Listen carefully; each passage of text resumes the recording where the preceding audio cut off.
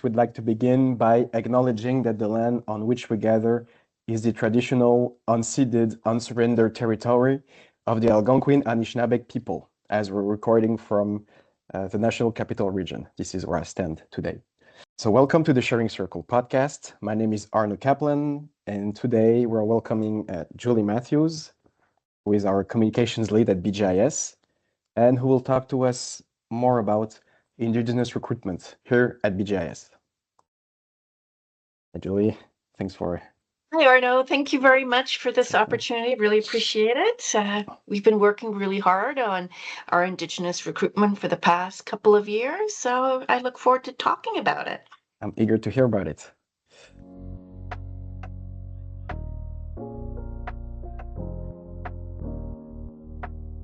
So, Julie, what are we aiming for in regards to Indigenous recruitment at BGIS for 2026 here in Canada?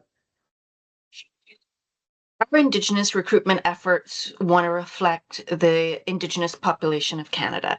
Currently, that is about 5% of the Canadian population. So our aim is to have that be reflected in our employee base.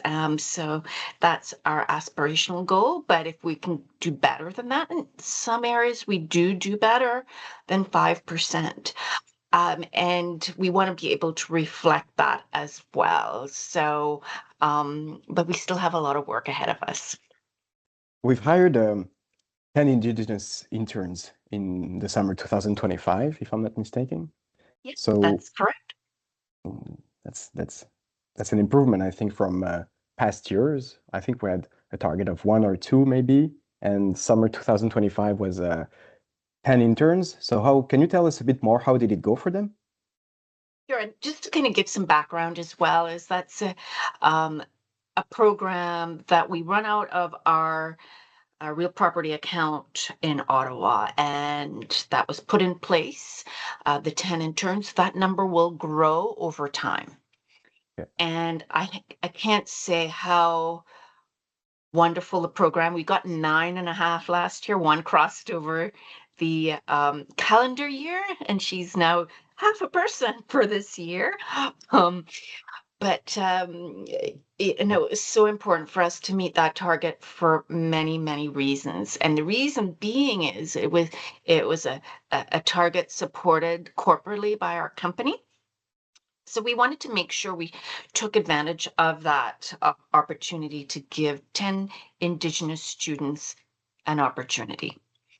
And what was really great about the program is we didn't have specific positions in mind. The only requirement is you had to be in school and you had to be Indigenous. So first of all, we had to establish what Indigenous communities they were from, and we matched them up to an applicable position based on their resume. So we did a lot of sort of review of resumes to match it up when we didn't have a specific internship position specifically to fill. So we based those internships on the resumes we received and the Indigenous communities we received them from. It went really, really, really well. We had such a diverse from right across Canada, all the way from the Pacific region to Newfoundland. And we learned so much about the students' communities.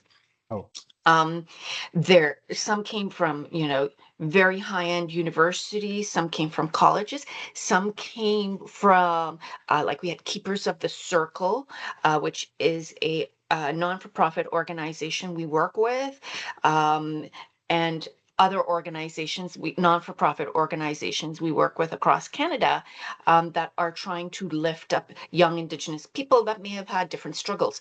So you have this big diverse group of students that we were able to bring on board. Some of them we have been able to hire full-time, and we're still working on some of those, finding full-time positions for them. But it went really, really well. And, it's so rewarding to make a difference to 10 people's lives. Yeah. Did you get feedbacks from the interns afterwards after their yeah? Yeah, we just hired one of them full time in Oh, great. Ottawa. Okay, nice. He became a move coordinator. He Oh, graduated from Queen's, Noah. He congrats. graduated from Queen's, and his experience, he was at Queen's University. He had a lot of the experience. He was in security. He did building management. So he was a Okay, great fit. He was yeah, also bilingual, which was great, um, especially for our Ottawa locations and Gatineau locations. yes, And he wrote us such a nice note, and I would say not us, me so much. He wrote the on-site team in Ottawa a wonderful note, and I have to say it. They did such a good job, and and that's why we try to match students up with great managers. We yes. want Okay, we want to make this a positive experience for both, and you're trusting someone to put in their hand this person and grow this person so that they're successful in the next stage of their career, whether it be going back to school, whether it be full time. So, this is an opportunity for us to do that. So, the feedback was exceptional. I know my intern. She wanted her real estate license and she went on to start getting her real estate license. But I wanted to give her a helping hand. And what she told me is, she said, Julie, you gave me the confidence to make the next step. And that's that's what we great. want to be able to do. So, Like mentors, really. It's more than managers. Some of them were lucky enough to get mentors, and this is a great opportunity. yeah, and we're bringing back three this year. Okay, Um, who did the and program in summer 2026? They're coming again. Oh, 2026. oh yeah, I thought 2025. Sorry, they came. Okay, great. Yeah, Okay. so and we're bringing Yes. back a few. Um, some of these interns have, you know, the training, the capacity to become future Canadian leaders. And what is very interesting about a lot of about what they want to do is they want to go back to community. You talk about Canada and they want to make a Hmm. difference in their community, Yeah. help build Canada, whether that be in their Indigenous community legally. We have quite a few students who have a legal background. They want to impact policy, et cetera, et cetera. So, one of the interns coming back, he is a big footballer at Cool. university. He's Yeah. talks about sports Mm. and the different sports made in his life. So you just get these very students across Canada, and you learn so much from them. Yeah. Okay, what makes a difference to them? And it kind of remind me like they maybe they're seen like this in their communities, like role models, Yeah. people who inspire the change and positively for the youth there. It's great. Yeah, and I mean, different people inspire different, you know, young people differently, and we want to be able to, provide that inspiration because it's really hard. I mean, who goes to school for facility management? Nobody does. So, we want to be Some, able to So we want to be able to inspire them in the next phase of their life, whether it be with yeah. us or without us, or maybe it's with one of our Indigenous partners. Mm. We want to provide that introduction so that they have a foot up in the next part of their career. Do we have enough positions for them if they want to work full time with us? Do we have opportunities, We concrete ones do. that we can? Yeah. Yeah, we do. And we're constantly trying to help them find those full-time positions. Mm. Sometimes timing is not good. Yeah. Positions could be For sure. closed, or, Yeah. we're not doing as many projects maybe as we were doing last year. And the timing is just not as ideal as it should be. But we have a lot of remote positions or hybrid positions where you get to work from home, which is ideal for a lot of Indigenous candidates because they want to work in community. As long as you got an Yeah. internet connection, Yeah. it is ideal for many people. And we get so many different varied candidates: accounting, um, operations technicians. So, it can be so many different opportunities. And we have a lot more work to do in that area, but through the Indigenous intern program, we're learning to recruit better. But we still have a lot of work to do on the full-time positions and Okay. getting Indigenous candidates into those full-time positions. We have enough positions. It's just trying to pair up that person with the right manager. Again, it's always about that relationship. Yeah. And you're talking here about like personalized work to help them to really match them with the manager. It takes work from us too to really spot the team in which they would be the most efficient and happy too. So this is it's And as an interesting. example, in Northern Ontario, we have an operations manager that is his team is made up of 15% Indigenous, and he Wow, makes that special effort that's to, great. you know, to help that candidate make that transition.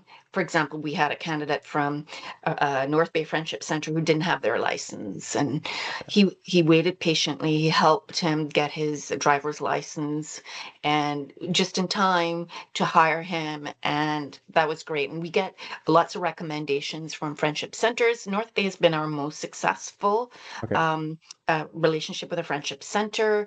We have a personal connection there, and Steve Gilbo, who is there, his actually son works for us too as well in one of our other accounts. So it's almost becoming familiar, like it's like this little family. We talk to each other. He'll call me and say, "Do you have a position?" Yeah. Et cetera, et cetera. And we even get to work through some of the Indigenous requirements for benefits, and the candidate gets benefits elsewhere, and how does that affect? So we're adjusting our processes for that. This can be too like a good strategy to attract more Indigenous talent to create bonds with local friendship centers. It's like Yeah, it the does. And I urban mean, communities. Yeah. yeah, and it's so important. We have team members who are part of these friendship centers. You don't have, you can go and visit an Indigenous friendship center and not be Indigenous. Some may have children who are Indigenous, Yeah. and they're trying to keep their children in their community as well. We have quite a few of team members who are like that as well. And you know, I jokingly say it takes a village to raise a child. It takes a village to do this. So we rely on our partners so much, whether it be internal BGIS team members, whether it could be Indigenous vendors or partners that we have. It could be, a friend of a friend, an auntie, or someone who knows someone, to make those recommendations. And believe it or not, this year we've seen most of our candidates come through on recommendations. Mm. So network. Network, Networking is the network, key. network. Yeah, Yeah, yeah, yeah, yeah. It's all about the relationship. It's that's true. no different than real life, right? Yeah, They say you get a job based on who you know. Well, yeah, yeah, but this is a little different as, we're trying to get to know those candidates and position them correctly. No different than if it was my friend who was next door, right? So that's what we're trying to establish, those relationships, so that we can help them. yeah. Good. Great strategy.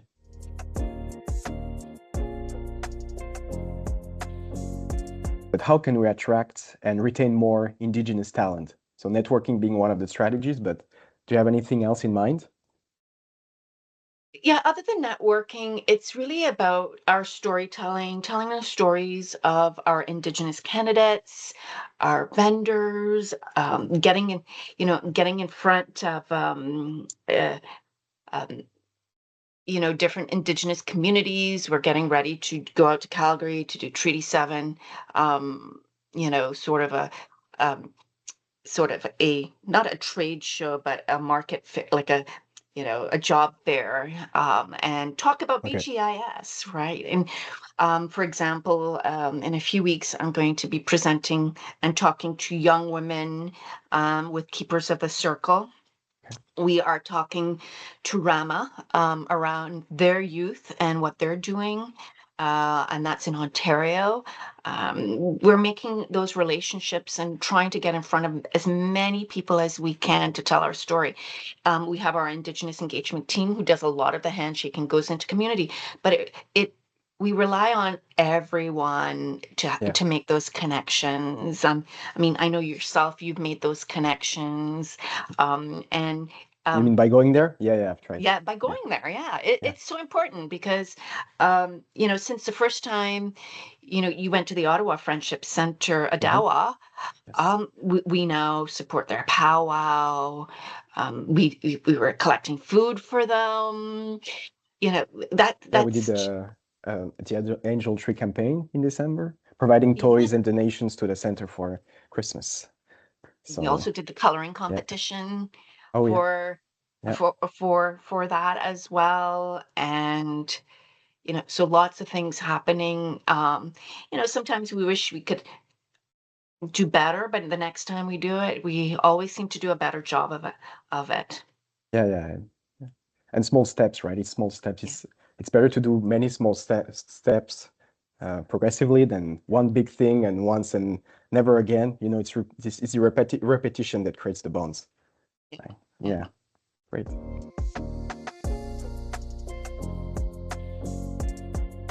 In your view, why do you think it's important to increase Indigenous recruitments? Indigenous recruitment is so important. As a Canadian company, and Indigenous people make up a very large portion of Canada. It is very representative of Canadian values, and it's so important to have diversity, inclusion. You want to see increased representation of different people in the boardroom or your workplace. You want to see different people, and they bring different strengths. And a good example is a lot of Indigenous candidates would talk about, well, you know what, I want to learn as much as I can, and I want to go back to community. I want to, make some changes. You'll hear a lot of that from almost all of our Indigenous candidates. Some are out of community and their parents weren't in community. It might be slightly different, but everybody wants to make a difference. It's a consistent approach, and that is very rewarding to see. And you see, when you see that increased representation, it changes the company's approach on certain things. Someone who may look a little different and be a little more, might see somewhat that representation in increased numbers in Indigenous employees when they see that as well. And Militism. we have our chicken dancer out in the Pacific region. I want to interview him. Yes, you're going to interview him. That's great. There might be somebody who does dancing of a different type who sees that and go, wow, that is wonderful, right? And it's not only for Indigenous people, but for people of color, people who are a little different, can see this and say, hey, I get that. Yeah, I can do it too. Example, you see the wampum belt behind me. This was designed by an Indigenous youth out of Dokis First Nation. You see the two bodies because he is, he was, he's of both male and female requirements, and he's a family friend, so it was great to see him and his changes in his life based on what he wanted to do with his life, and he created this dual personality wampum belt for us, and it's cornerstone of what we believe in, and the different colors in the wampum belt represent the different cultures of Canada, right? So whether it be, red for Indigenous, yellow for Asian, white for white, and black for black, and working together towards reconciliation. And I think that's why it's so important to increase representation of different types of people within your team. Love it. It builds a better Canada too. builds a better Canada. I think, Yeah. you know, especially during these times, we want to build a better Canada. Oh yeah, yeah, Um, exactly. this is an Yeah, yeah. opportunity to do that, you know, and we see like the Buy Canadian policy in the government. And we want to say, well, you know, how does that affect us? Buy Canadian means buy Indigenous. Yeah, We should be hiring Indigenous, yeah. and building that strength up. It's also one of the fastest growing populations in Canada. Oh, really? With yeah, and so that's very important that we look at addressing that and integrating them into our company.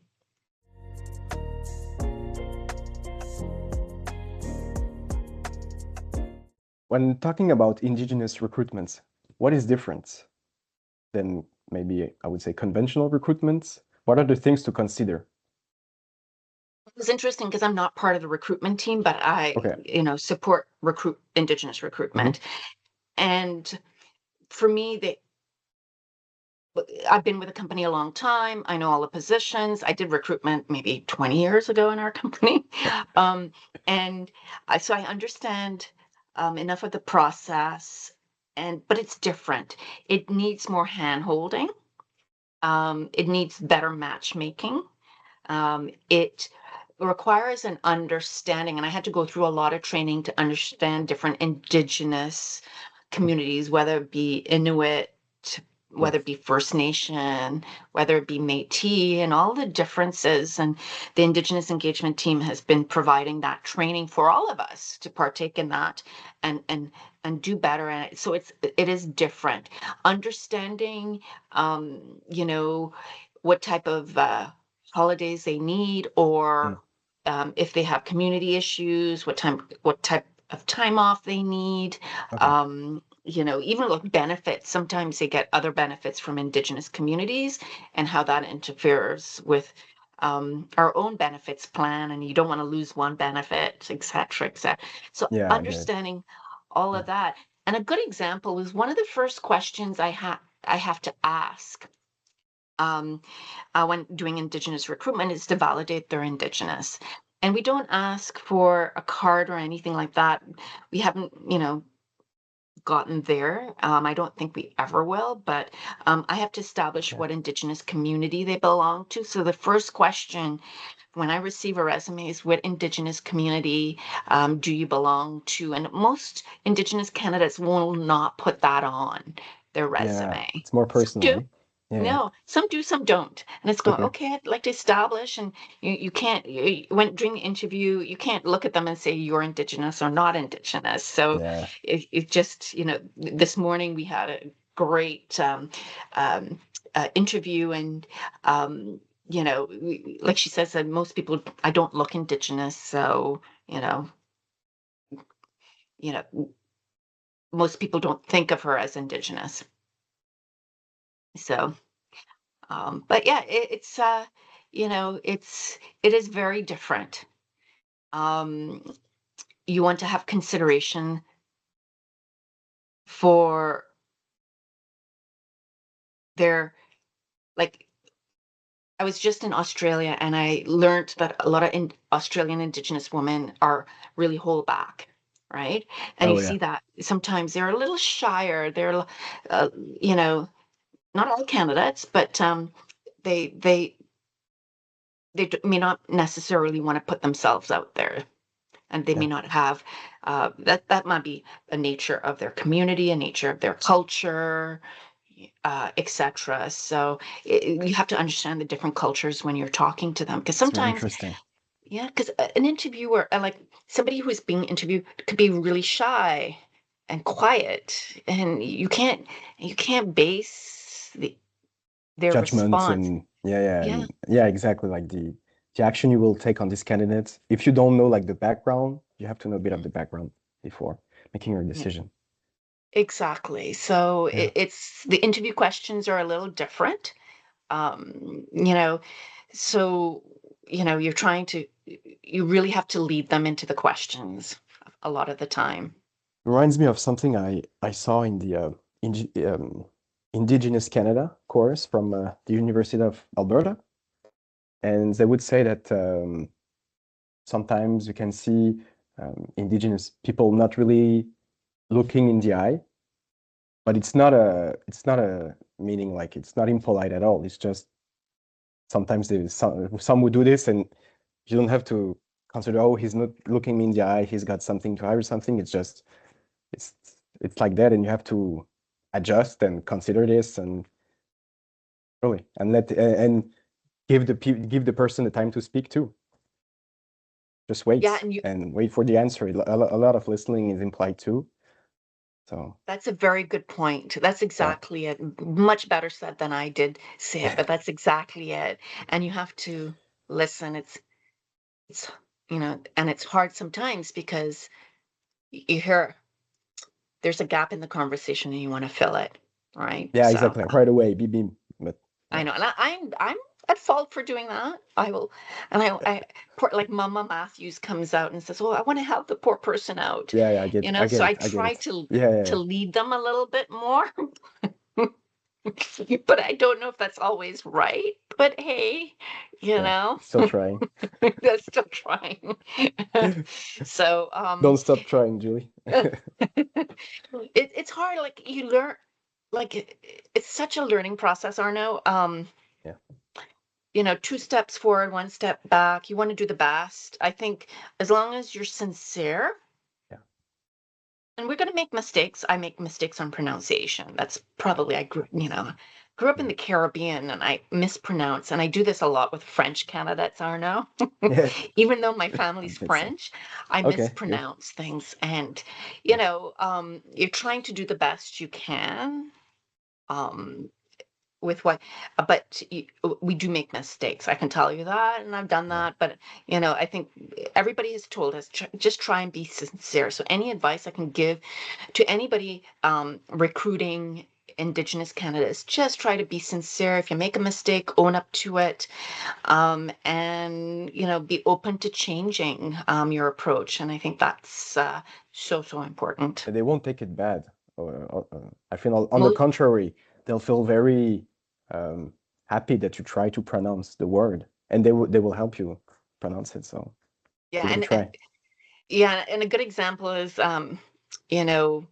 all the different languages, and like we say miigwech, and spelt differently depending on what region you're in, and pronounced slightly different, or you see ani, and and I'm lucky I have a lot of great help when it comes to that. I have one of our vendors is half Caribbean, half Indigenous, so we have a lot in common on my Caribbean side. Nice. And he's always saying, "Oh, Julie, no, you're not saying it right." That's funny.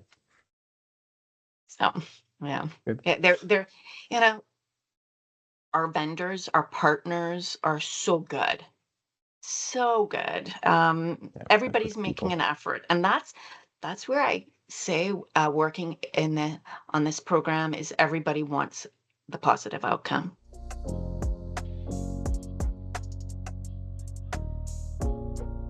And what are the impacts that we've seen so far when it comes to Indigenous recruitments? You know what? It's very interesting, and we did a video series with a lot of our interns last year, and we shared that. And you know what the impact is once you start sharing and seeing these people in the company, it motivates people to say, "Hey, you know what? I can do the same and hire an Indigenous candidate or someone who's slightly different, or and it be a positive experience." What we see is the ability to bring in additional Indigenous vendors as well, again, by Canadian.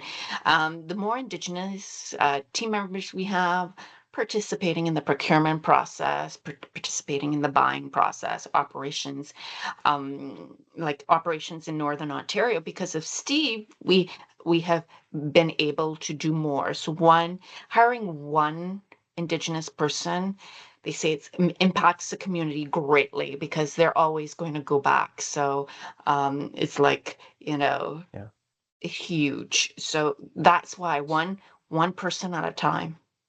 Yeah, and they'll spread the word around them. like talk more about BGIS and the great opportunity they had, and yeah, Yeah, great yeah, as and well.